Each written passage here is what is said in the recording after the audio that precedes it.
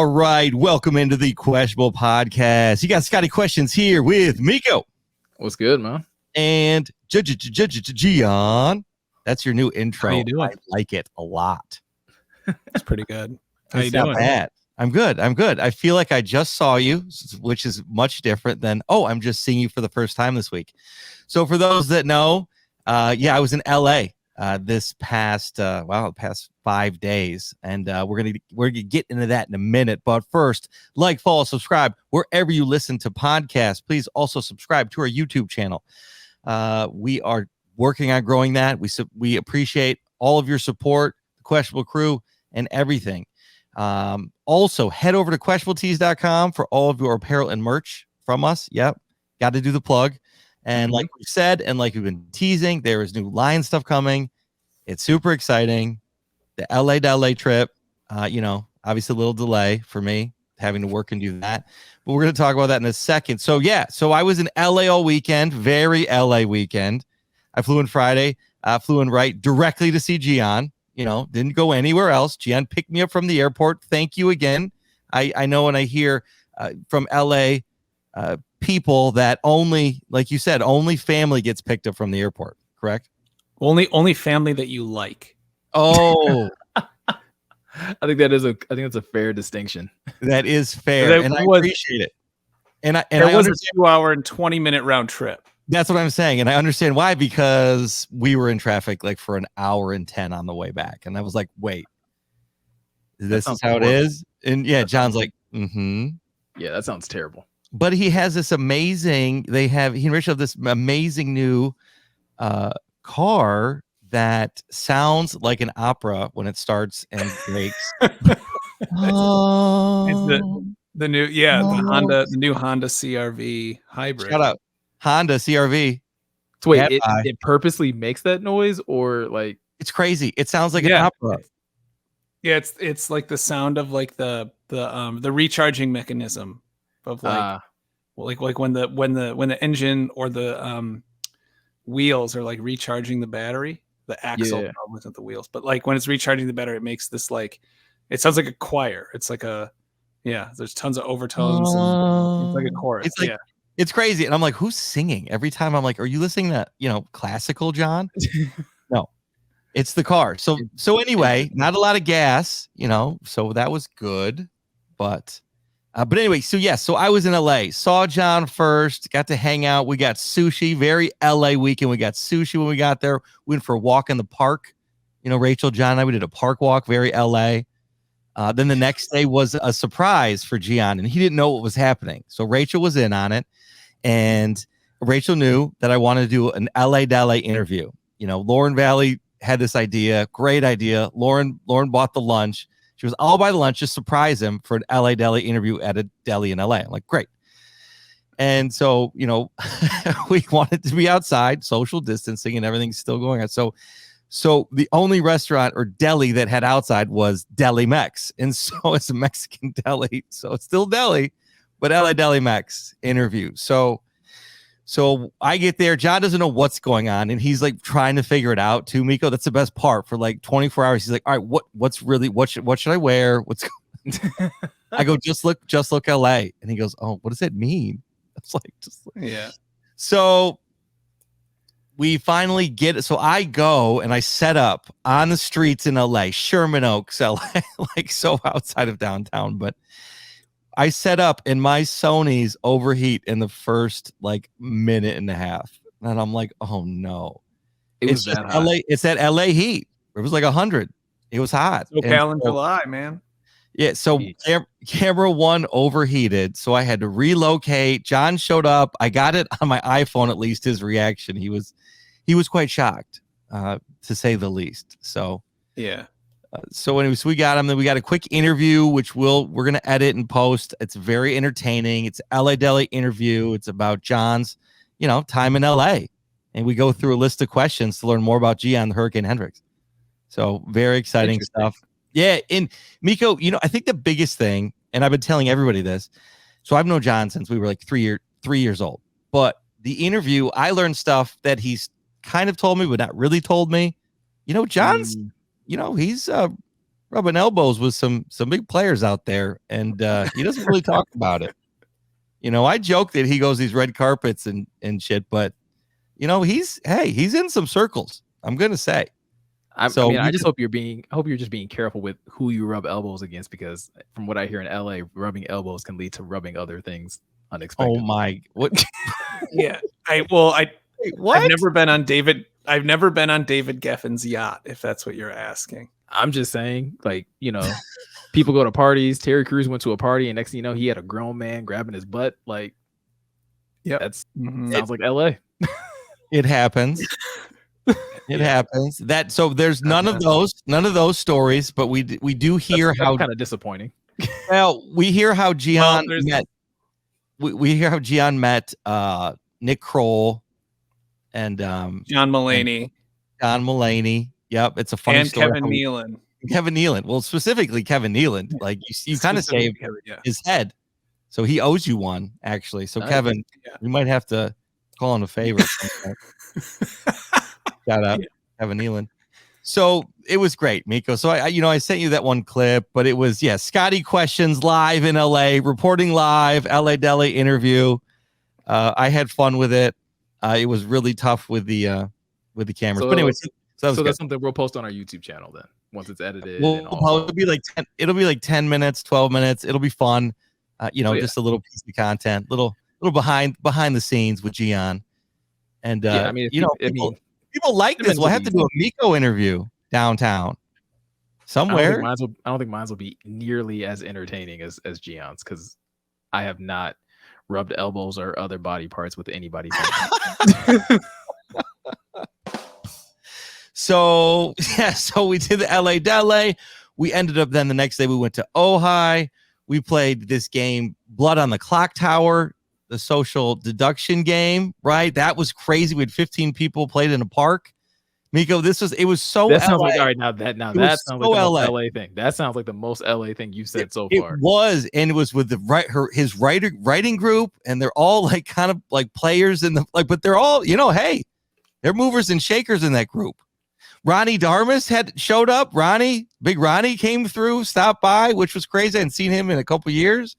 No, it was just kind of happened. So that was good. And then I took a Uber downtown, and we did the and then day job. We customized hats at the Fanatics Players Party. So Michael Rubin throws a party for the Super Bowl and the MLB every year, and we were able to go there and decorate some hats. And it was kind of cool because I didn't get to rub elbows or but I got to see Travis Kelce from across the room. OBJ was there. Like, there's OBJ right there. He was in the Louis Vuitton varsity jacket with painted white pants. He was there with Lauren Wood. I mean, it was crazy. Yeah, Kelce was in this bright starred, short sleeve button down was crazy. The thing to me that was also very interesting, besides how like gorgeous everyone was, and they came up to us and were like, "Oh, you guys are cute." Like, yeah, we're from the Midwest. Yeah, thanks. Hi. Yeah, the zoo's over here. You know what I mean? So obvious that you guys are not in the same budget class. That you guys are. I mean, a huge gap. Well, in wages. I don't know. I had my mullet cleaned up, so I was looking tight. I had it together, so. And I was, I felt okay, but anyway, it was funny. They're like, "Oh, you guys are so cute." I'm like, "Oh, thanks." Oh, that was like, I feel like people were just like, "Oh, look, the peasants are here."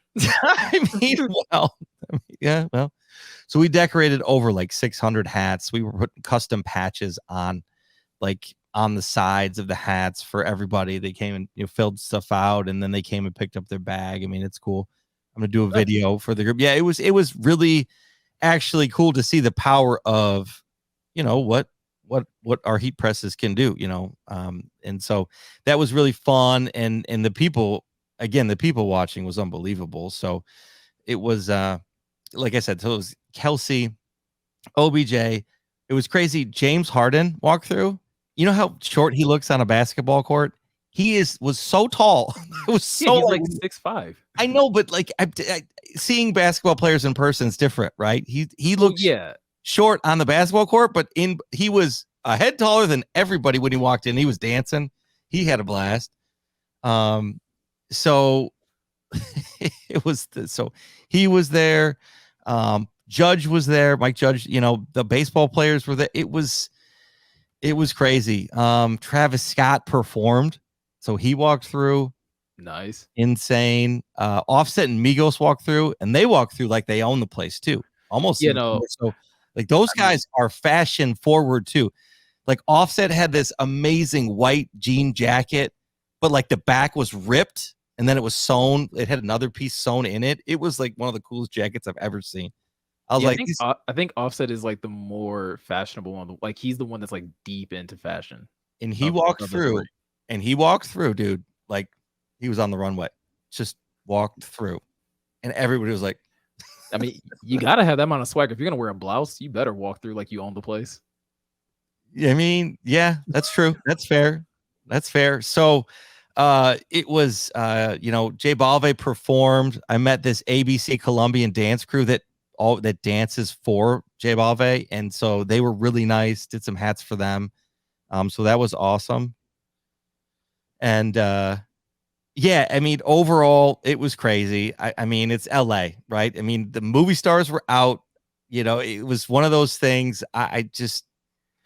Beautiful people were around, and I was making them some hats. That's really what happened. I mean, after hearing how your weekend goes, like, I'm surprised John shows up here on Tuesday nights, because I just feel like he has much more entertaining people to be touching body parts with. Like, and he chooses to spend his time with us. So we appreciate you, John, coming down from your ivory tower and doing a podcast with the wee peasant folk. Like, we appreciate it. Hey, say that, but I'm really glad. Like, it feels really good that it's finally recognized, because I'll come across as, elitist or condescending or snooty or any one of those words. But then when you bring it up unprompted, and I can just that makes me not seem like such a D-bag. You're not a D-bag. You're just becoming famous. It's all right. Don't worry about it. So anyway, yeah, Tamiko's point, it was crazy though. I mean, that's all I got to say. We'll move on, but I'm still kind of just settling back in. I just got in. The party went really late into the night. Then I had an early morning flight. I haven't slept at all. So the fact that we're even here, I'm very excited to get through this. Lots of line stuff to talk about. But again, I just had to touch on the LA Deli interview. Very excited, Miko. I'm excited for Miko to see it more than anybody else. I don't even care if you guys like it. Miko's going to laugh. And then the Fanatic stuff, that was just a treat. I mean, really, at the end of the day, for us to do that, to be there, to meet the people. So Rock Nation threw it on with Fanatics. I got to meet the guys doing the video behind it. So anybody that wants to check it out, go to Michael Rubin's Instagram page. It's a great video of everybody there. And Travis Scott, it was great. It was crazy. Travis Scott had everybody like popping bottles. He goes, y'all had enough. He asked for hands. Now I couldn't see him, but he asked for hands of like, who's had one shot? I guess they were some corner. Who's had a shot? He goes, oh, yo, motherfuckers, take another shot. Might have to dub that out. But like, he was making these guys pound. And so by the time it was over, when everyone's coming out to grab their gear, their hats and stuff, they had some fun. Let me just put it that way. I'm not trying to throw shade, but like, they had fun. And I was like, oh, okay. It's like that. So it was crazy, man. That's what it is in LA. Right, Miko? Yes. Don't ask me. I've never been. Apparently, this is the life Gian lives. The fact that Gian does come on with us is amazing. And a treat. We're just lucky to have him. So, yeah. So I love how there's all this talk, and then like, by the way you guys are talking, you would have thought that I was at this party. I love it too, because like he did start, but I was not. He did start this story with we. He did say we, and for anybody who doesn't know, like when Scott says we, he's talking about like day job people, not sorry, Gian and I. We were not there. No. This story would be way more exciting if we were there. Yes, it would, and I apologize to clarify. We meaning day job people. Yes. So, anyways, yeah. So, having said that, again, thank you, Gian, for picking me up at the airport. Thank you for hosting me for a couple of days. It was great to see you. That was fun. We got to get you over here to Michigan. Maybe a Lions game. I'm thinking that could be fun. right? Questionable tees. Yeah. You know, we'll just get a suite, right? We're LA now. We can get a suite, right? We'll talk to some people in Detroit. We can hang in LA. We can hang in Detroit. We'll figure it out. Right. Do you think they'll let us play Blood on the Clock Tower in the suite? I don't look at me. Oh, okay. If we can find and I'm not interested. people. I'm not into it. Oh my gosh. Anyway, so all right, I could get in the whole Blood on the Clock Tower thing too. John had this giant book. It looked like he was Gandalf with his spell book. Anyway, it was crazy. So we can get into that as bonus content for later. We got to get into the meat and potatoes of the show. But for your information, it's called the Grimoire, and so Grimoire. I love how my stock went from rubbing elbows with the rich and famous movie stars of LA to running social deduction games with and correcting people on the correct pronunciation of the Grimoire. Okay. It sounds like you're like a regular. I went from really cool to not at all in the span of like 30 seconds. What, Miko? I was gonna say, it sounds like he's just a regular cast member of The Big Bang Theory. If we're being honest here, like they got to meet famous people all the time, and then went home and played nerd games. Like, yeah, and they also lived in California, so Pasadena, though, I believe. True. That's fair. All right. So having said that, that was a little summary of what we, this past weekend. But moving into the Lions as we approach training camp, very exciting time. Very excited to start watching the guys and the team come together more. So show topics, we're digging in right now. Miko, just want me to jump in here? Or do you want to prep? Let's just jump in. What must Goff do to be the Lions QB of the future? Is 7-8 wins enough? Question mark?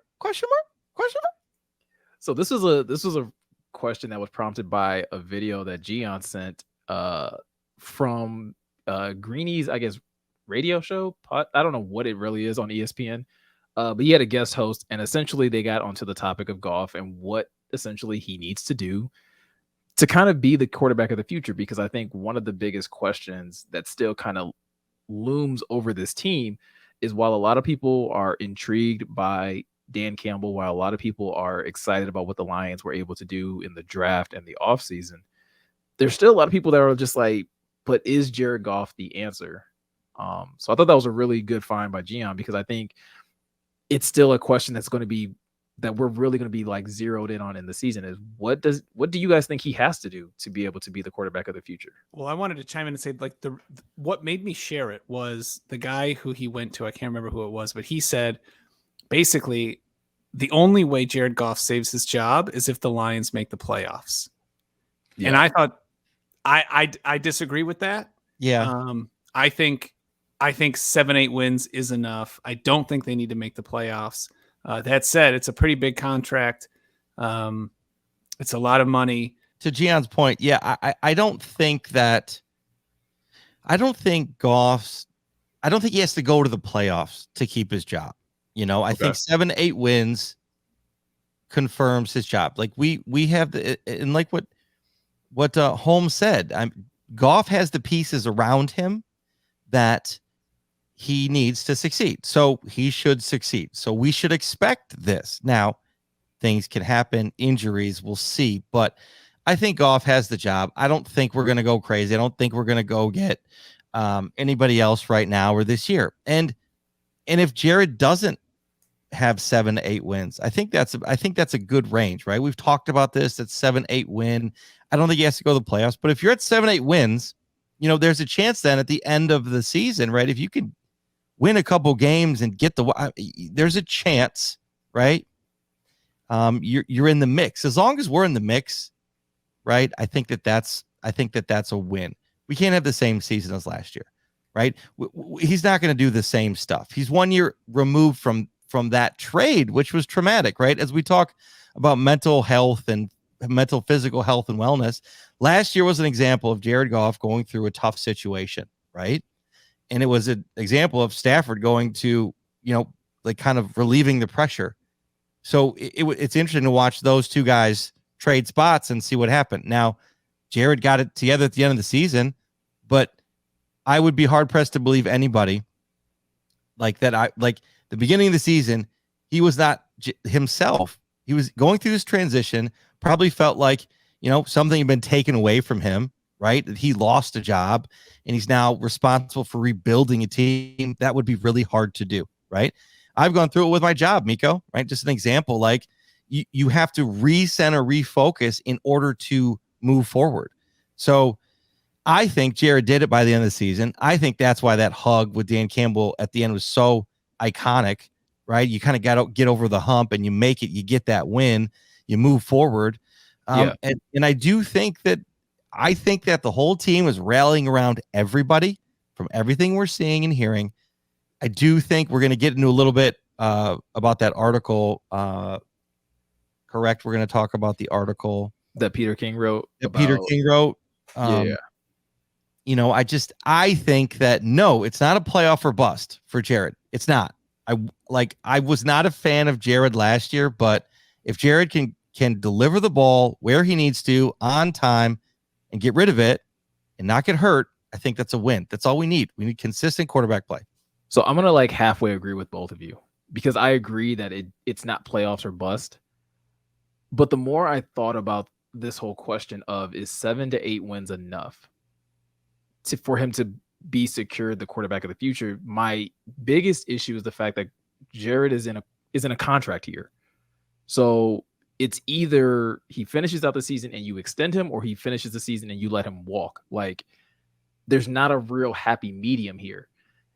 And with looking at what the Lions have, Scotty, you said it perfectly. Brad Helms has already mentioned Jared has all the tools. He's been given all the weapons and given all the things that he needs to succeed going forward. Mm-hmm. This is the best time for him to prove that he is that quarterback of the future. Totally. Because there's going to be a lot of unknowns next year. Right now, we're not sure if TJ is going to be here next year because his contract is in flux. So you could potentially not have a top tight end next year. Depending on how many games the Lions win, your schedule could become more difficult next year. You're dealing with one of the easiest schedules in the NFL right now. And you kind of have the element of surprise because you're going to have new OC, a couple new offensive weapons. Just there's a lot of opportunity to catch people off guard. And like I said, easiest schedule. You're playing a lot of the teams at the bottom. And I mentioned this back when Luke was on our show. When you looked at the schedule for the Lions, looking at it blatantly, blanketly, right? Not taking into account injuries or anything like that, the Lions look like they should be able to win 10, 11 games. So when I look at Jared and it's just okay, if I'm going to essentially say you're the quarterback of the future, so by saying that by the end of this year, I'm going to give you a 4 or 5 year contract extension that's going to pay you top tier money, potentially, maybe not top tier, right? But you're going to get paid basically $30 million a year. You got to do more than 7 to 8 wins. You at least have to give me 9. 9 wins will make me feel very comfortable about the Lions saying this is our guy for the future, because 9 wins may not get you into the playoffs, but you were basically in the hunt. We got to remember the season is now 17 games and not 16. Yeah. And that one game. Yeah, that means a lot. You're right. Good point. Makes the difference. That's fair. So would I hate it if he wins 7, 8 games and they're like, well, we're going to keep him? I wouldn't hate it, but I wouldn't feel as confident and comfortable with it if you win 9, because that shows me okay, a lot of things went right. And that means Jared did a lot of good things. Right. And maybe you can build upon that. But if you're basically going to be in the middle of the pack, then you might as well package those 2 first-round picks you have and try to get near the top again and just get a young guy. And then just maybe they will. But to your point, Miko, maybe they will anyway, right? What if you have the 7, 8 wins, you sign Jared to a 1-year deal, right, with incentives, sign him for 1 year, and then they move up to get somebody. But I think to your point, if it's 7, 8 wins, they are going to have to get a quarterback. So is that's what you're saying? I'm trying to understand, right? Essentially, that's what I'm saying. I would rather. That would be my preference. If you so 7 to 8 is not enough, but 9 is. 9's your number. 9 is my number to keep Jared. And I think we talked about this a couple weeks ago where I mentioned this with Dwayne Casey and the Pistons, where 7 to 8 wins is great for Dan Campbell. Like that's great progress. That's for the coach. Correct. That's solidifying that you're able to help your football team improve. For Jared, you're able to, like, you clearly improved and clearly your team record is better, but I don't know if I want to like attach my horse to that wagon for the next 5 years. That's where, like, that's the difference between the coach and the quarterback is like, do I want to attach myself to this quarterback that's over 25? So basically you're going to have him until he's about 30, or would I rather just get a young guy and know that I have all the pieces around this young guy and go forward in that situation, and knowing that my coach is going to help groom him and help him be better, for the future? That's really interesting. That's why I like this question, right? I mean, because theoretically you could, right? I mean, you could sign Goff and keep him because of what Dan Campbell's done, right? So if 7-8 wins is enough for Dan and Dan says Goff's my guy, right? He can kind of float under that. He can kind of go with that leadership, right? He can hang around a little bit, which is, I don't want to get into this already, but is that a SOL then at this point? Like, is that the same old then? It would feel a little bit like it, right? Because I know he was like, yeah, Goff would be clearly better, but he's better than 3 wins, which, like, okay, that's good, but still not quite good enough to get you to the playoffs in a year where, again, new offensive weapons, probably some of the best talent you're going to have around you, because again, we don't know if they'll be able to keep TJ long term, and you have one of the easiest schedules in the NFL. If you can't find a way of getting 9 wins out of that, it makes the rest of, like, it makes the future more uncertain, which obviously it does, because if he's not the guy at 7-8 wins, we have to give up our future to get a guy, right? Yeah. So that's your point, right? So 7-8, it kind of sucks, right? Because you're right there. You're not gonna be able to get your guy, right? And then you're also like in between, right? You'd be hoping that a quarterback falls to you. I love to hang out in the upside down. You'd be hoping that there's not a team above you that needs a quarterback, and hopefully somebody falls, or you hope that Brad Holmes continues to work his draft day magic and fleeces somebody and gets you into the top 10 to get the quarterback that you want. So yeah, that's his job. I think he can. So I think that, right, everybody just we have to trust that they're going to do their jobs, right? Which for us is once bitten, twice shy, right? Like, it's, now we've had 2 good drafts. Let's see. I think, again, Miko, to your point, we're just going to have to see how this unfolds. But 9 is your number. I would love 9 wins. But I don't. I think we're 7, 8. I don't know. I don't know. You look like you had a rebuttal brewing. I do. Well, when you mentioned SOL, like the reporter, it's always tough with the national media, because I feel like also in the NFL, there's this adage that you are your record. Like, your record is, there's all these extenuating circumstances. There's always all of these mitigating factors that we can talk about all day. But at the end of the day, you are your record. Mm-hmm. And so if I'm a national, NFL analyst with 32 teams to talk about, I look at the Lions, I see, 1 playoff win since 1991, 96. I look at, like, have never even appeared in a Super Bowl. And I say, well, he has to make it to the playoffs. And that then I feel like serves 2 purposes. It allows you to give a benchmark and get through this interview. But then at the end of the day, because it's the Lions, if they don't then make the playoffs, it allows this guy to come back and be like, oh, they need to dump Goff or they're going to be awful. If they don't make the playoffs, but they do get, let's say they do get 8 wins, but through the math of the season, that just isn't enough. It's just not enough. And so we get 8 wins. We go from 3 wins to 8 wins, but no playoff. I don't know. I feel like that's that guy sort of like protecting his job a little bit by giving these maybe higher than normal benchmarks to reach. I think it's, I mean, we're not getting into the minutia of it, but I think it's fair to say we would all understand that context is going to matter, right? If you win, if the Lions win 8 games and Jared is a driving factor in those 8 wins, and he still played well in the other 9, but just maybe the defense plays poorly, then obviously like that skews things more so in his favor. But if Jared plays great in 8 games, but then in those 9 losses, he plays absolutely abysmal. Yeah. I don't care how good the 8 looked. You played terrible. Like, you're the reason we lost 9.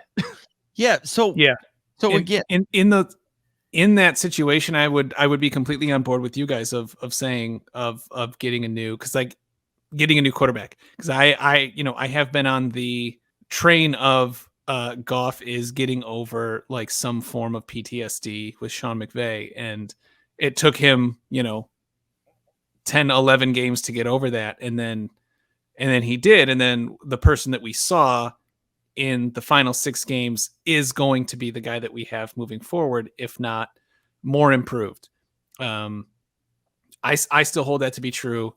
Training camp, joint practices with the Colts, season will bear that out. But if he looks good in 8 games and then looks really not good in 9, then he's got to go.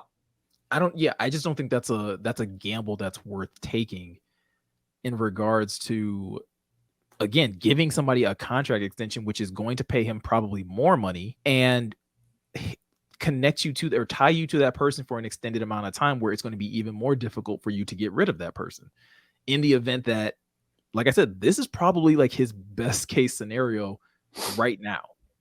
Easy schedule, great amount of talent, new OC, not a lot of film on what you guys are probably going to be doing.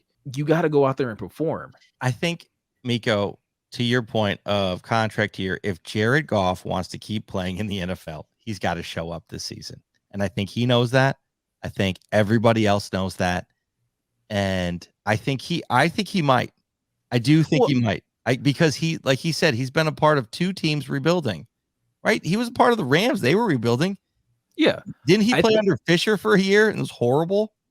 Yeah, I think like the first 2 years of his career. Right. Like, so that's why he's overcome obstacles, which I typically don't give him credit. I don't. I do not give Jared Goff enough credit. I don't. And I've kind of come around to him a little bit this season, the beginning of the season. I really was not a fan last year. Very annoyed. And I was correct. He did not deliver until the end of the season.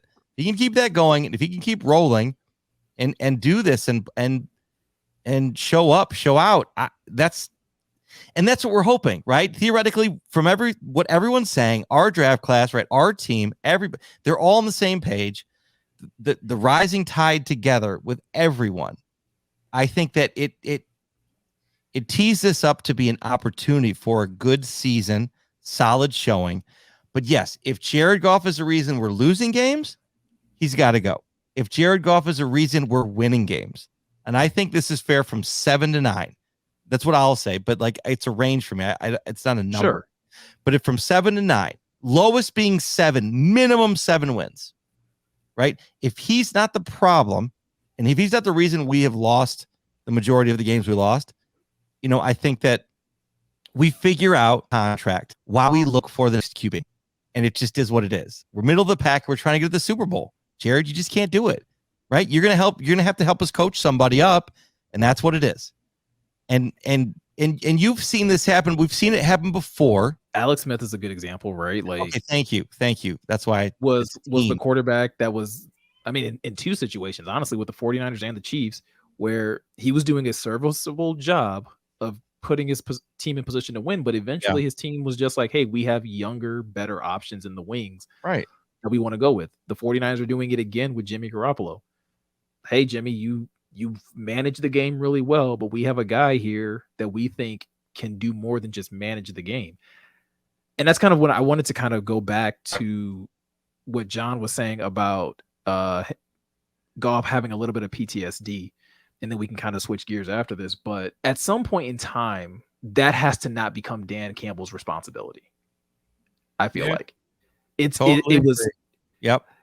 Especially if we're talking about the long term. If the long term is like, hey, Jared could be good, but he needs X amount of coddling. No, if we don't Dan have Campbell, time for that. We don't have time for that. Sorry. If Dan Campbell's going to give that to Jared, then it's not an issue really, except until you start to realize, well, that means that X player isn't getting that attention.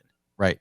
This other player that also needs to be developed, these young guys that need to be developed, maybe aren't getting enough attention by their coaching staff because so much attention has to be given to make sure that your quarterback's mental and emotional health is at peak performance. At some point in time, Jared has to do that for himself. If that's a concern, if that is a true concern in the building, that has to go into the effect too of like, do we want to continue to have to manage this part of him as well? Yeah, I mean, I completely agree. The only thing I'd say to that is I think that coddling phase was the first 11 games of last season. Oh, I agree. Absolutely. And totally. Now I think it's like, can you get it done? And if you can't, then okay, good luck on your next job. So essentially, right? Like, yeah, like we've done everything. We've done everything we can to prop you up, to position you to do well. It's either put up or shut up at this point. Yeah. Right. And we'll see what happens. But I think that's a great question leading us off, Miko. That's a really, really good question. The way hopefully you feel as strongly about the second question, which is a good follow-up, I think, to the first question, which is, so we've talked so much about what Goff has to do, but again, this is a football team of 53 guys and coaches and GMs and all these other things. So it leads to the next question, which is like, outside of Jared Goff, like who has to step up the most this season for the Lions to be successful? My gut instinct is DeAndre Swift. Okay.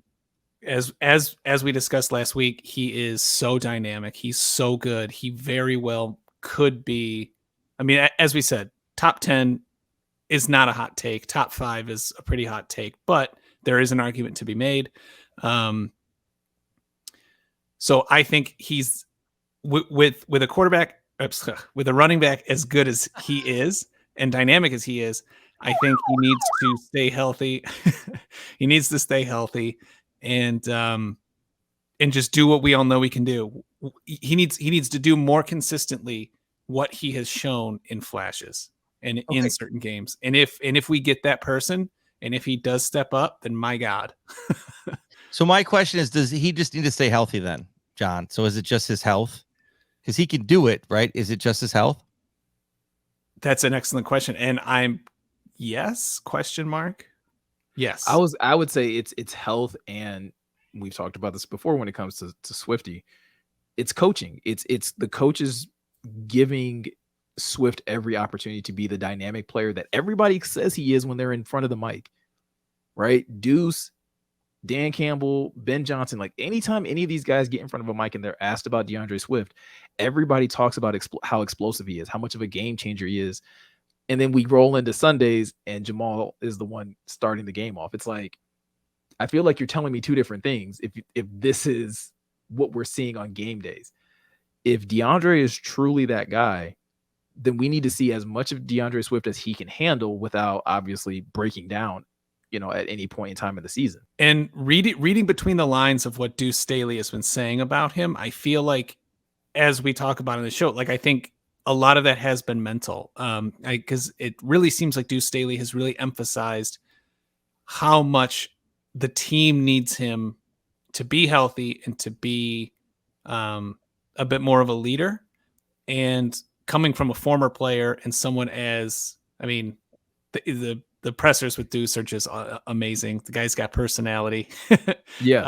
And so right. I really think that they are forming a relationship, a great relationship, very much in the same way that I think, Jared Goff and Dan Campbell have a very solid relationship. The way, heck, even Brad Holmes was in the locker room, lifting up Amon-Ra St. Brown after the Minnesota Vikings game. I really feel like that has been a point of emphasis with Deuce Staley and DeAndre Swift, is how much the team needs him. And then Swift comes back in training camp looking just absolutely jacked.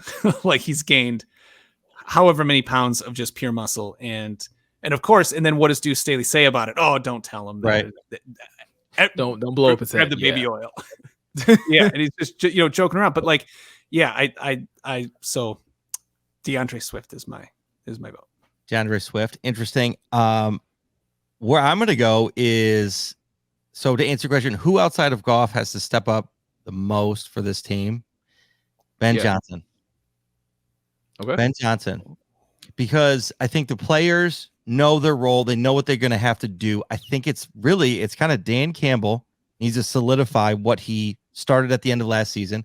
And then Ben Johnson has to prove that he can get all the guys to buy in and commit and be that and do what they need to do to win. So to me, the guy that's got to prove it, the 1 weak link, is Ben Johnson. He's got to do it. I mean, everybody else has had their role before, right? I mean, yeah, theoretically. So it is, to me, Ben's chance, right? I think this is also his opportunity, right, to start his like his, not dynasty, but to start his reputation, grow his reputation, right? As an offensive play caller. As a play caller, right? I think he can do it, but I don't know, right? Like, can he? We're going to have to see. So that's, to me, that's where I go. It's a little different on a player, but I think that can fit in regard to this, right? Yeah, no, it definitely didn't have to be a player. Because mine's isn't an individual player either. Mine's is the entire offensive line has to step up this year. Oh, for sure. Last year, obviously, they dealt with injury. Frank Ragnow went down. Taylor Decker missed some time. Penei Sewell missed a game at the end. I think Jonah Jackson was probably the only guy that was like pretty much healthy, like game in, game out. And Vitae, yeah. So they're the only ones that played all 16 games. 17 so when games. So when I look at this team, and I also take into account what both of you guys said, it leads me back to the offensive line, because the offensive line is going to have a lot to do with DeAndre Swift being more successful. If they're able to be as dominant as we think they are, and it's also going to make play calling a lot easier for Ben Johnson if he knows that his guys up front are going to be able to protect his quarterback and give his quarterback the time he needs to make the proper reads. These guys are being considered a top like offensive line in the NFL, like top 5, top 3 offensive line. Like, that's how good they're considered. When you look at Frank Ragnow, when you look at like Penei Sewell after his rookie year, when you look at how solid Taylor Decker has been, Jonah Jackson is just like the silent, like, just person in the middle that just seems to just do his job. It's not flashy. It's not, he doesn't get a lot of attention, but he just does his job. And Vitae has been solid after moving to the guard position. So in order for this team to progress and to take a step forward, I do think this offensive line has to be that dominant. Game in, game out, they are clearly on paper your best unit. Like, unequivocally your best unit from top to bottom. They have to play like it game in and game out, because how they play is going to dictate how the offense flows. And if they're giving Jared Goff all the time in the world and then he's not able to make the throws, well, then again, it points more onus back on him. If they're making the holes in DeAndre Swift, which I do not expect at all, because DeAndre has never done this in his career here, is missing holes and doing ridiculous things in the backfield, then that's on DeAndre. But if they're being dominant, if they're moving people, if they're holding up in protection, this offense is going to be amazing, because it's going to put so much more pressure on the defense especially if you can't get pressure with just 4 guys. If you have to start blitzing and you have to start taking people out of coverage to create pressure, Jared Goff then is, again, put in a better position to succeed. DeAndre Swift is put in a better position to succeed. Amon-Ra St. Brown, TJ Hawkinson, like this entire offensive group can just perform at a higher level if the offensive line is dominating. Yeah, they'll dink and dunk you to death. To that, I just a few hours ago, I think 6 or 7 hours ago, it came out, speaking of unequivocal, top to bottom, Sharp Football Analysis just released their 22 NFL offensive line rankings by unit. Detroit Lions are 4th, behind only Cleveland Browns, Philadelphia Eagles, Kansas City Chiefs, and then the Detroit Lions are number 4. Do the Chiefs have that good of an offensive line?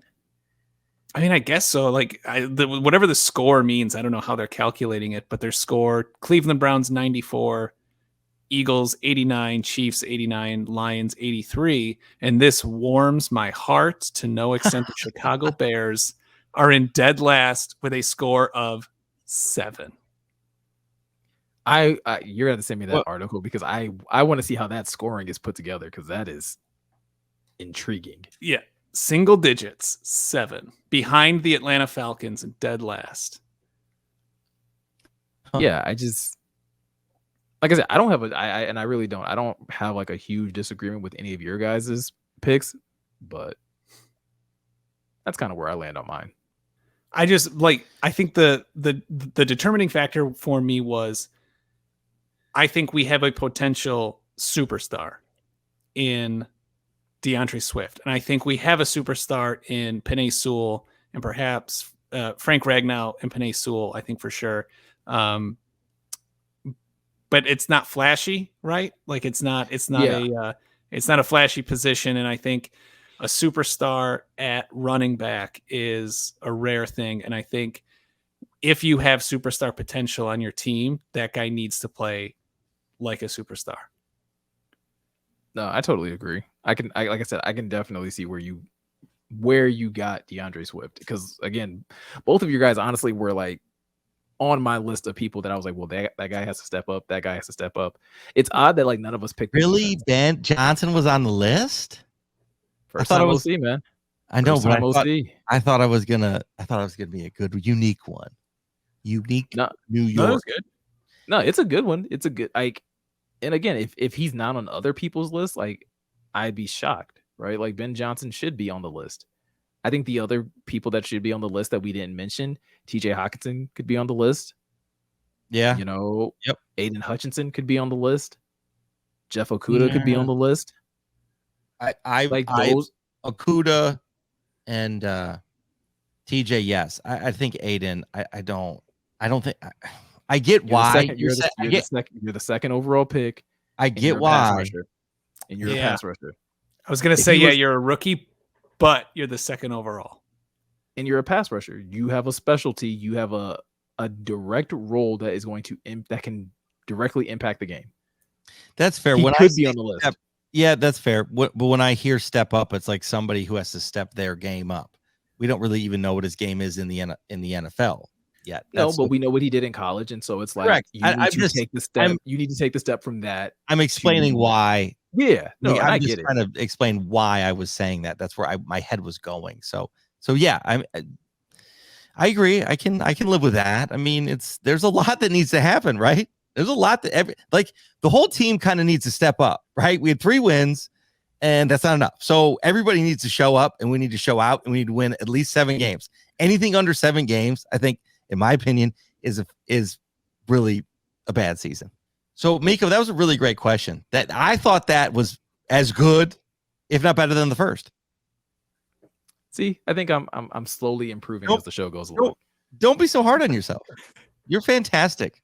I appreciate you, John. I appreciate you, and I appreciate you guys. Yeah. The bigger question is though, do the Lions appreciate Quintez Cephas? I think that is the big question. Do they appreciate what he brings to the position, or do they appreciate his trade value? I think that's a really good question because according to Mike Patton over at Pride of Detroit, in his 5 bold predictions, he has the Lions trading Quintez Cephas at some point, and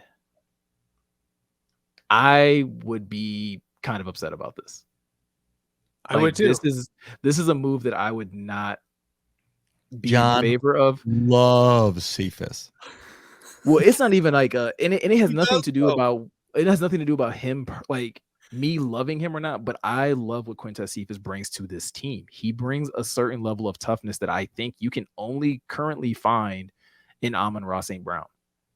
I think that is the only guy currently that we've seen. Who knows what JMO will be, and who knows what Chark is actually going to do on the field. But currently, what we've seen in their time of being in the Lions, like Quintez Cephas is going to fight with anybody. And if the ball is thrown to him, it's more than likely his. And I don't think you get rid of guys like that just because maybe they're not fast enough. Like, which I think would be the driving factor behind trading Quintez Cephas, is that you want faster guys, but you also need some tough guys in there too. And Quintez checks that box for me over and over again. Right. Yeah, I completely agree with that. And as Scott said, I do have a fondness for Quintez, for the way he plays the game. So I want to throw the question back, like, who would, the only position that I think we'd even trade for, like, to get veteran presence is linebacker. Because I mean, I can't see us trading, because it would be for a veteran, right? Like, in all honesty, regardless of position, it would be for a veteran. And the D line, I don't think there's any room there. And the secondary, I don't really see much room. So linebacker is really the only positional group that I could see them trading Quintez for another person. And even then, I don't know if that makes much sense. It doesn't seem to fit the philosophy of Brad Holmes, the team that he's building, in that just trust your young guys. They didn't make any signings last season when they were starting Bobby Price and AJ Parker. So,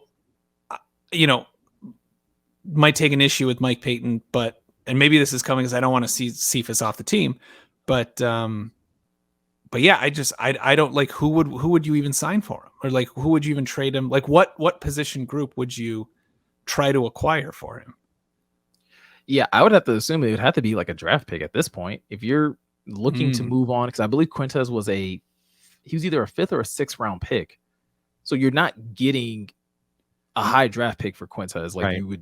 You're essentially getting either a 6th or a 7th pick for him. But most teams would probably just put you in a position where you're just gonna have to cut him. Like, they would force you to probably cut him, and then they'll just pick him up later. And if that's the case, you're probably better off just, again, if, like you're saying, John, you're probably better off just going to the free agent market, and then if there's a veteran player at a position that you want, find somebody else on the depth chart that wasn't going to make the team anyway, and sign that person. I think Quintez has every opportunity to make this team. Yeah. Or at least he should. Sorry. He should have every opportunity to make this team. And if that means the Lions carry 6 wide receivers, like, then carry 6 wide receivers. It's tough. I think a lot of this has to do with roster, right? At the end of the day, right? How it's going to fall out. I do think and agree with you guys, we got to keep Cephas. I think we should.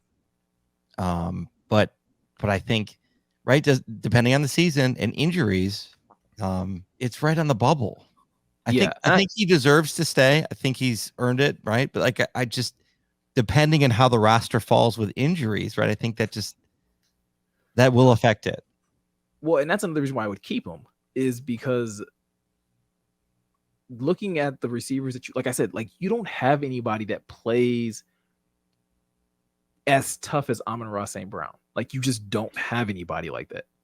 Khalif is a little too small. Trinity Benson. Well, Cephas, I mean, every closest thing, right? I would say is tough. Right? Yeah. Trinity Benson, everybody has been saying that he's improving, that he looks better. So again, we'll see that once training camp kicks off, and we'll see it. Hopefully we'll see it once preseason kicks off. But I fully expect Cephas to put Brad Holmes in the same situation he put him in last year, where a lot of people thought Cephas was going to get cut, and then he just went out every single practice against every single unit, right, and dominated. Yeah.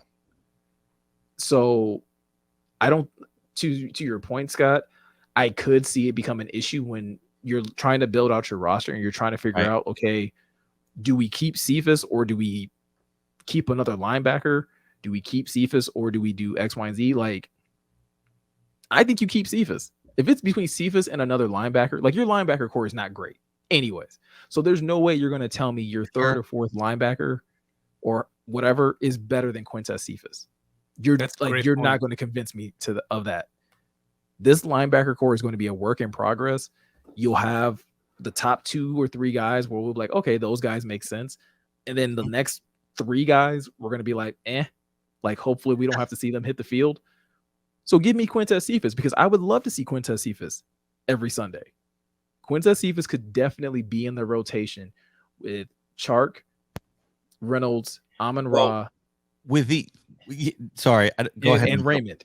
I'm just getting excited because with Chark, I'm not gonna lie, like Chark is gonna help Cephas, right? Chark's gonna help all these guys, right? Yeah, he's gonna take a lot of attention away, and that gives Cephas like the opportunity to be that number 3. He is a really, really good 3, right? Even a really reliable 3, a reliable, strong, like almost Anquan Bolden style 3, right? Yeah. Strong, like get off me. Like I'm like, right, John, you said this. If somebody's going up against Cephas with the ball, he's coming down with it. Like, yeah. So it's just tough. Like there's that toughness there. Yeah. Another thing to keep in mind is that if Jameson for some reason isn't ready, then it's even more reason to keep Cephas. And I've heard today that he's not going to be ready till after Thanksgiving again. So it's another thing that you can have another line of security where you put JMO on PUP and then you have Cephas on the roster. Right. And then you can cut, then once JMO's ready to come off, you can cut anybody. You don't even have to cut Cephas. You can cut anybody. Right. At that point, then you know who you need to cut, right, Miko? There's no question, right? This dude's never played. This dude's not right. There you go.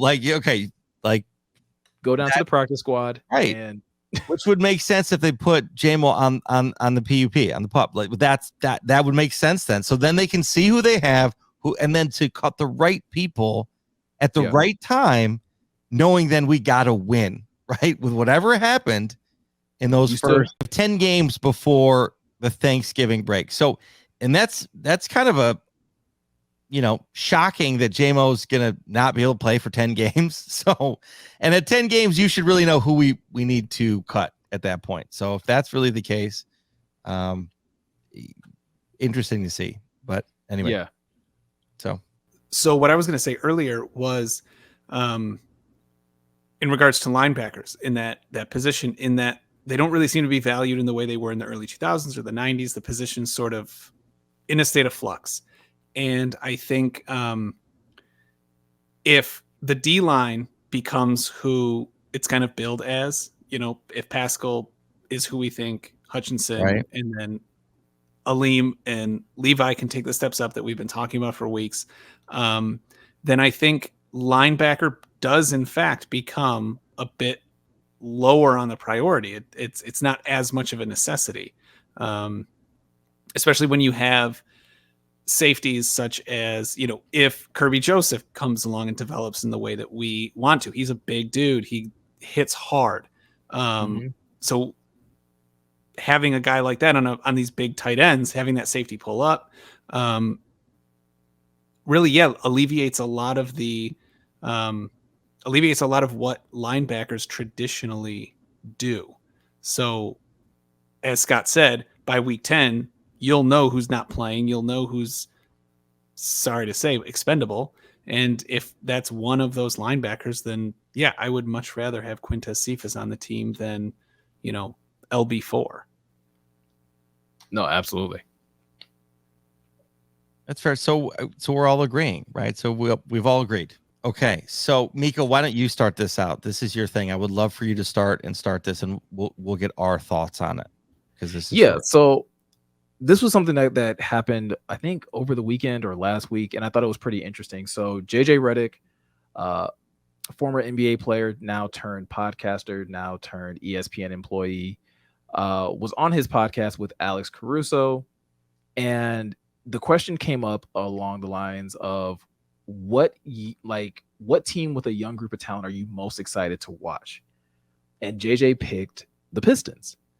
And in his response and explaining his answer, he kind of led Alex Caruso to this idea of could the Pistons be very similar to, the Oklahoma City Thunder when Kevin Durant and Russell Westbrook and James Harden were there, and basically within a 2 to 3 year span be one of the top teams in the East? And so I'm going to flip this question to you guys. When you guys look at what the Pistons have done over the last 3 years, obviously we haven't gotten to see Jaden Ivey and Jalen Duren just yet, but looking at the talent they have, do you think JJ is biting off a little too much by saying that this team could resemble Kevin Durant's Oklahoma City Thunder team? I'm gonna start. I think that depends on the coaching that we have talked and debated about for the past couple weeks, right? I really do think, in the way in which Miko has pitched this, I'm coming around for at least this team. Mm-hmm. The fact that, and we've talked about that, Casey needs to show up, right? He's got to do a little bit more. He's got to learn to read the team a little bit more. I don't think he really has a sense or a feel for this team yet. I really don't. Hopefully he can this year. He's got another, some additions that he can work with and figure it out. I think, but basically purely talent wise, I think JJ has a point. I think just talent wise, he has a point. But can they do it? Can they deliver? That goes that right? We lean on the coach for that. Who was the coach, Miko, for the OKC? Do you remember? So to that point, OKC originally started with PJ Carlesimo, who was the coach for when they were still the Seattle Supersonics, and then 1 year into them being the Oklahoma City Thunder, he was fired after 13 games. And Scott Brooks is the guy who gives a lot of credit for basically leading that team on that upward trend that eventually landed them in the finals. Got it. Miko, can you speak anything to those coaches and the difference between the two and that side of things, right? For our listeners and for me. Well, can you talk a little bit about that as we compare it to the Pistons, to my point of the talent is there, but the coaching needs to be there for us to really get there. Can you talk to that? Yeah. And if you could specifically speak onto how the coach provided the culture. I don't know if I can specifically. We're not talking. No, this is not. We're not. Hey, don't muddy the water. Do not muddy the water, Gian. I know what you're doing, and they don't like it. Okay. And this is the thing that I would say that is. So when it came to what OKC was doing, I agree with you in part, Scotty, that a lot of it is kind of incumbent on coaching. Like the biggest linchpin for the Pistons is Dwayne Casey the coach that is going to help propel this, or is he PJ Carlesimo that we're just waiting for the Pistons to find their Scott Brooks that can really gel this young talent together and get the most out of them? That is what we're going to have to wait to see after this season. I personally think JJ bit off a little bit too much. Why? Granted, when OKC was building this team, we didn't know these things, but we now have history where we can go back to kind of compare this young group of talent to that team is a little presumptuous simply because that team had 3 future MVPs on it. Kevin Durant, Russell Westbrook, and James Harden have all won MVPs. Saw James Harden yesterday. So it's really early. I'm not saying that it's not possible, but it's very early to say that this team can resemble that team because that was such a unique collection of talent and they found a way of making it work. People may not remember this, but this OKC or that OKC team had James Harden coming off the bench. James Harden was the 6th man on those teams. And so that's why I always get worried about if the Pistons keep having these seasons where they're still drafting the lottery, eventually one of those draft picks is coming off the bench. And then you're hoping that you can keep him. That's the situation you find yourself in, where eventually you may find yourself in a situation where you're trading away an MVP candidate. So, but JJ was saying in the next 3 years, he qualified it at the end, right? He said it, and then his podcast partner kind of pressed him a little bit, but he said in the next 3 years. I think that's fair though. Well, and this is why I still kind of am hesitant, because there's other young teams in the East. It's not like the Pistons are the only young team in the East. When OKC was on their run, they were the young guns. Kobe was past his prime. Dirk was past his prime. The Spurs were still kind of old. They were kicking, but they were old. Right. You had this young OKC team where KD was drafted in 2007, Russ was drafted in 2008, James Harden and Serge Ibaka were drafted in 2009. And you were able to just like, by the time they got to 2012, where they're in the finals, they're still all in their 20s, like their early 20s. And they've just outran everybody. They've outperformed everybody. With the Pistons, I don't know if they're going to get that same level of like path to the finals, because Boston is still very young. Atlanta is still very young. Giannis isn't going anywhere. And like Giannis could eventually be what LeBron was for the East for so many years, where it's like, you still got to go through Giannis. Like there's enough young pieces in the East where it's not an easy road there. If Charlotte ever figures out whatever the hell's going on over there, like they could be a problem. If again, and there's so many other teams that have been at the bottom, similar to the Pistons, where it's like, hey, you just kind of got to get your young pieces to gel. And even if they do get to the finals, there's other young teams in the West that are just as good. Like my whole thing with the Pistons is not that I don't think that they could be good. It's just that we've talked about this before. 82 games is a long time to be good. And then even if you get to the playoffs, you then have to be good for 4 games. Like it's just a different animal. It's a different beast. And if you can't do that consistently, you kind of just keep getting bounced out, or you just constantly fall short of making it to the playoffs.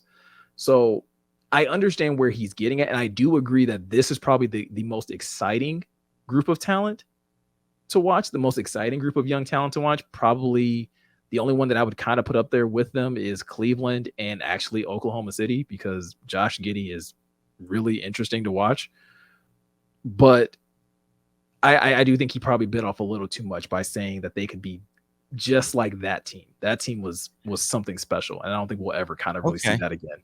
I think that's fair, but I think the essence of what he's saying, Miko, which I love to hear and have JJ Redick say, the Pistons might be good in the next couple of years, right? Let me just get to like the bare bones of like, he thinks the Pistons will be really good. And I think that's what everybody hung to. Like, that's what everybody clung to, was like, he said the Pistons might be good in 2 to 3 years. And I'm sitting here like, if they fire their coach in the next year, then yes, I think they could be good in 2 to 3 years too. Yeah. Well, and that's kind of where I was at with it. Cause I agree with all you guys in that on paper, this team should be there. And there is reason for JJ Redick to say what he did, and it made us all feel good. And we love to see it. We love to hear it.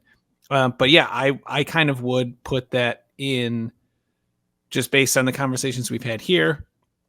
I would kind of put that in the kind of the Kool-Aid adjacent category. It's not pure chugging the Kool-Aid, but I feel like it's Kool-Aid adjacent, and it's not the pure Kool-Aid. What's that? It's not pure Kool-Aid. It's not straight from the source. It's been cut a little. Yeah, it's like when your mom, for like parties, it's just like doesn't want to get everyone hyped up on sugar, so she mixes way too much water into it to make it spread around more.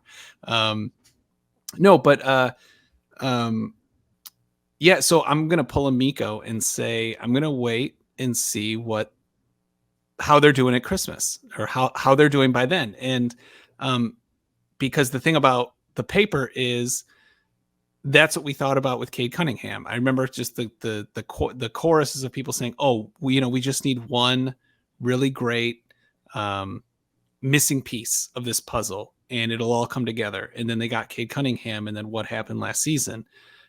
It's self-evident something else is missing.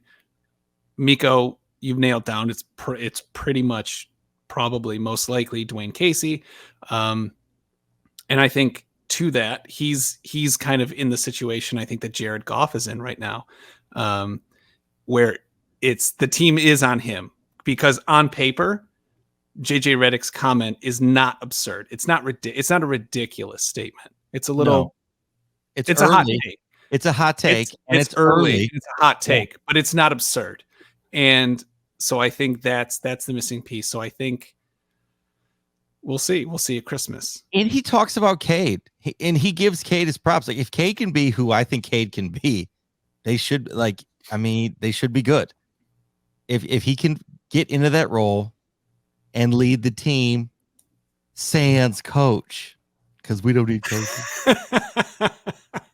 So can I give you a little bit? You know, what'd be so funny is if like they win like again, like if they win in spite of Casey, I would be just. Oh my God. So can I give you guys a little bit of context in sure just how bad Dwayne Casey has been as Pistons head coach? Dwayne Casey has been here for 4 years. Yeah. This will be his 5th year this upcoming season.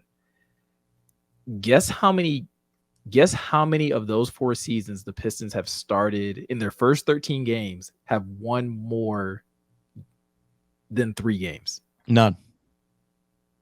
I mean, just based on the way you're phrasing the question, I'm gonna have to say none. Twice. They've only done it twice. His first year, they won a good amount of games, right? Like they actually were winning games consistently. The year after that, they won 4. The year after that, they won 3. And then last season, they won 3. Like, you can't keep starting the season 3-11. Like, that's not right. That's not a progressive season. If we're going to hold this Pistons team and we think they're that talented and we think they're similar to the OKC Thunder, if we get to 13 games and the Pistons have only won 3 games, I better hear a call down. Like, it better be in the press. Dwayne Casey has been fired. Yeah, I'm with you for sure. Well, like basing it off of the OKC example, like you said that their coach was fired after 13 games. Like it doesn't take that long. And he's been, like I said, he's been here for 4 years. I think PJ Carlesimo had only been there for 2 and got fired. Wow. So, and I know people hate to hear that because people love Dwayne Casey and they think he's a great guy and they think he's a great coach. But that's irrelevant when we're talking about building a championship caliber team, when we're talking about developing young talent, when we're talking about making steps towards progression. And OKC was willing to pull that trigger, and Troy Weaver was a part of that organization. So I have to think that Dwayne Casey is under the gun at this point. Yeah. Like there has to have been a conversation. Yeah, for sure. I would hope so. For all intents and purposes, Jared Goff seems like a really great guy. Yeah. Right. But if he can't win games, then I'm sorry. Bye. Yeah. Kind of irrelevant. Yeah. Let's go. I said the Lions won a game. Man, we going all the way. All the way, baby. We about to celebrate. Come on, why? Because the Lions won a game. Had to do it. That song got quoted a lot this weekend. Did it? Oh, yes, it did. I was going to say between the two of you, probably. Yeah, yes. Right. That's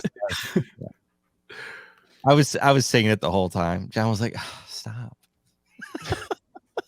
So good. Oh my gosh, Miko, I can't wait till you get to hang with Gian in person. I don't think that, I have got to hang out with Gian in person. We did the Christmas. We did the 2 Christmas episodes. Yeah. 2 Christmases. Yay. I mean, again, outside of a podcast setting. Yeah. Gian got taller, I think, was the other thing too. He also needs to get slip-on shoes. So that's something. So if anybody in our listeners want to get Gian something, he needs slip-on shoes. So every time we go in his spot, which is amazing and very zen, very cool, like he's got to take his shoes off, and he's got to untie his shoes. Let's get some slips, Gian. I washed the floors before Scott because it's a pet peeve of mine when you go to someone's house and they make you they're like, oh, can you please take your shoes off? But their floor is filthy. Because we have, not to name names, but we've had some friends who are like, oh, do you mind? Because and I will say, I totally get taking your shoes off in LA. Because dude, I was walking around downtown today. And I saw needles and human feces and this is not a bad part of town at all. You're walking around LA or Gotham.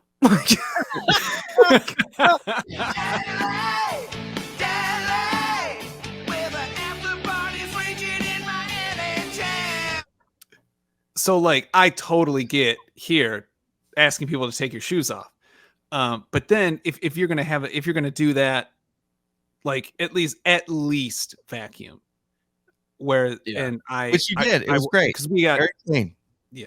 So I scrub the floors because we have Scrubbed the floors for it's me. not hardwood, but it's like that stuff that looks like hardwood.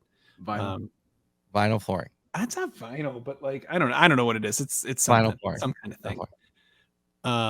Very nice. But, so I made sure the floors were clean. So I had to take my shoes off, and he was always standing behind me, waiting for me to take my shoes off. Just like, oh my god, get some. Well, because I have Nike slips. Like that's what in my life. I take my shoes off when I come home too, and I have slips like my Nike, like Flyknits or whatever. Like I just flip them off. Okay, flip them on. Go. I think I'm more concerned. Like you tie your shoes that tightly where you have to untie them. Yeah. Well, I mean, yeah, kind of. Yeah, I don't because like it's like an OCD thing. It's like I don't like my foot moving around in the shoe. I don't like. He does. Do you not get the right size shoes? No. Like, are you getting your like? Are you up? Like, are you going up a size? No, but like if you don't tie a shoe tight enough, I get like, it. I get it. Like, I understand what this is. You've worn the wrong hat a couple times in LA. You've had to take off running, and if those shoes ain't tied tightly, you just run out of those and like. You've lost one too many pair that way. You're just like, you know what? They fly off the back. He's got to go. Triple knots every time. I can get perfect get off in these. Yeah. John hears Sue whoop, and he's just like, nope. Oh my god.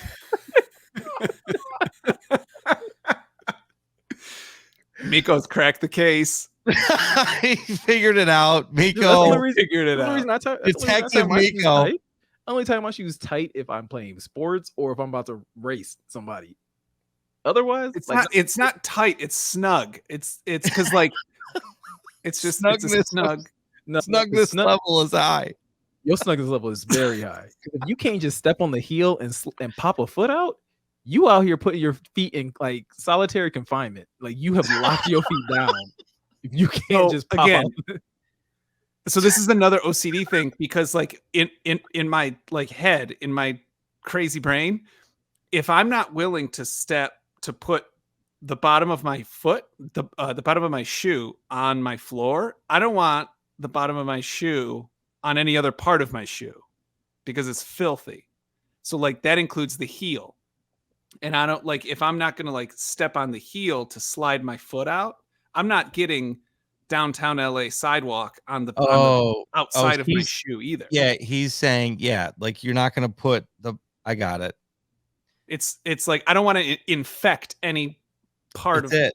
It's it. Anyways, let me get back to the point. For holidays, Gian gives us slip-ons. So if anybody wants to donate some slip-ons to Gian, he's got the Vans. And also after this conversation, maybe like if some Xanax might probably be in order, or some like some sort of anti-anxiety medication. Probably apparently some shoe cleaner or like one of those like some shoe scrubbers.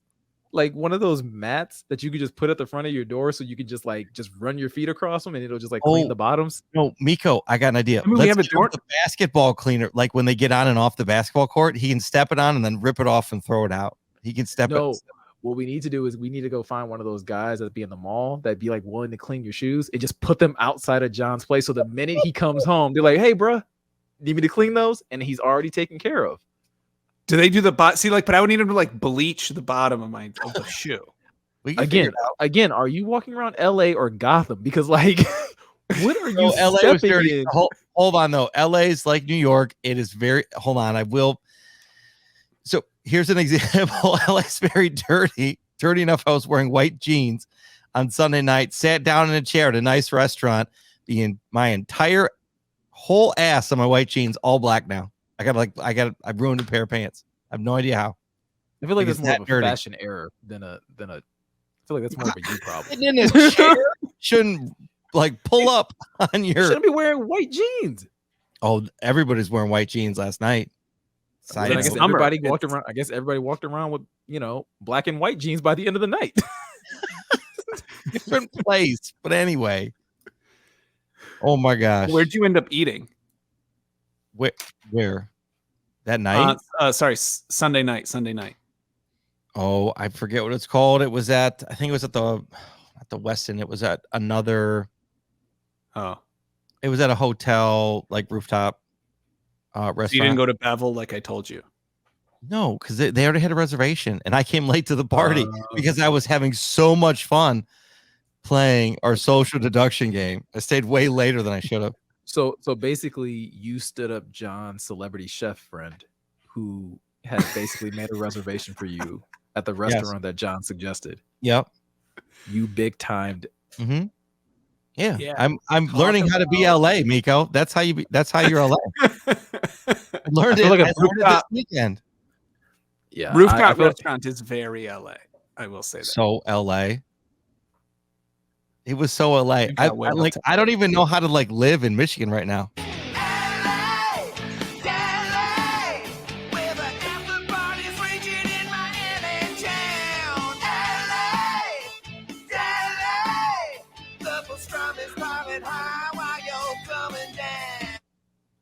So good. Can't wait for this interview. There's so many outtakes in the interview. It's probably one of the worst interviews all time, but it's like content. It's one of the worst. Like I did not do a good job interviewing. Like, hold on, I gotta check the camera. I'm gonna have to go beep. It's gonna be bad. John did great. I did not. I did not plan for the LA Heat. So anyway, I think that's it, boys. Anything else? Nah. No, we're good. All right, again, please like, follow, subscribe on all of our social channels. Please subscribe on YouTube. Again, thank you everybody for following the crew, everyone. Gian, thank you for hosting. Thank you for being a good sport with the interview. Miko, thank you for everything. I miss you. I haven't seen you in person in a minute. So it's going to be a couple more weeks too, right? Dang. Yeah, because I'm going on vacation. So you guys, you deserve it. You guys get to hold down the fort. I got it. We got it. But that third week coming back, we should try and let's start seeing if we can do it in person. Maybe. We'll see. I don't know. This works really good for my schedule. I'm not gonna lie to you. This works perfect for my day-to-day schedule. Oh my gosh, that's fine. That's fair. So anyway, again, we appreciate everybody. Thank you guys. Thank you everyone. John, Rachel, thank you. Miko, thank you. Appreciate you. Appreciate everybody. We got, like we've said, a lot of things coming. The NFL season's popping off, so you're gonna see some cool stuff. So anyway, we're good. Thanks, Miko. Yes, shout out to my wife, my daughters, and my sister who is going on this trip with us. So I'm super excited to be able to get some sun and get some relaxation. And I'm gonna eat a lot. So, where are you going? Where are you going? Where are you going? Florida. Where are you going? We are going to Florida. We're stopping Orlando. So woo! Cool thing for the kids. Woo! Take the kids to Magic Kingdom, Hollywood Studios. Oh, nice. Oh my gosh, Hollywood! Can you got to take video in some of these rides? Look, that's Khalila's gig. My job is to carry the backpack, make sure the kids don't get kidnapped. And okay, can Khalila share some of that footage? Because I really think that this is going to be. You're going to have a bunch of stories from this. I can't wait. I'm going to actually. We're going to do a Hollywood, Orlando interview when you get back. Look, I'm down for it. So, but no, yeah. Shout out to everybody that's been supporting the Questionable Podcast. We appreciate you guys. And I am going to be bugging Scotty to, get you guys your lion stuff because you guys are going to love it. It's awesome. I'm going to start ordering tomorrow. Thank you. Thank you, Miko. Scott, appreciate it. Scott came bearing gifts when he came here. He got me this cool shirt here. And I got two different versions. I got two different versions of one of the upcoming Lions pieces. They're very cool. I'm very excited to sport that one out here on game day. And yeah, thanks to my wife, Rachel, and my mother-in-law. She's been cooking for us, which has been very great. You may have been able to tell this via context clues, but my wife is pregnant. So questionable baby on the way. Yeah. Questionable baby. so she's still working, and then mother-in-law is helping with some of the food prep and cook. So thank you very much to her, and to all of you guys, and let us know in the comments if you like our banter about our personal lives or not. We're not going to stop doing it if you don't like it, though. So just know it's purely for polling. It's purely for data, polling. We don't really care. But real quick, Gian, I'm also going to try my first vegan spot in Atlanta. Oh, okay. Oh, we had vegan in Ojai, and it was. We're going. Miko was amazing. We're going to. Good. I'm excited to go to this place. It's called Slutty Vegan in Atlanta. Yep. Mm-hmm. Okay. So we're gonna try that out. Oh, Atlanta's got Rachel follows a ton of vegan places on Instagram, and Atlanta's got a ton of them. Yeah. So Atlanta's got a great. It's popping off there. Miko, just make sure you get the right dipping sauce. Okay, that's my recommendation. It's all about the dipping sauce. They have a lot of different like sauces and dips with things. Just make sure whatever it is you get, right? It all tastes pretty good, but like it's about the sauce. In my opinion, I'm a sauce guy. So just that's what I would recommend. Make sure you all I know is by the end of that trip, I will be slutted out. So all right, you guys, thank you for everybody tuning in. This is the Questionable Podcast. Out.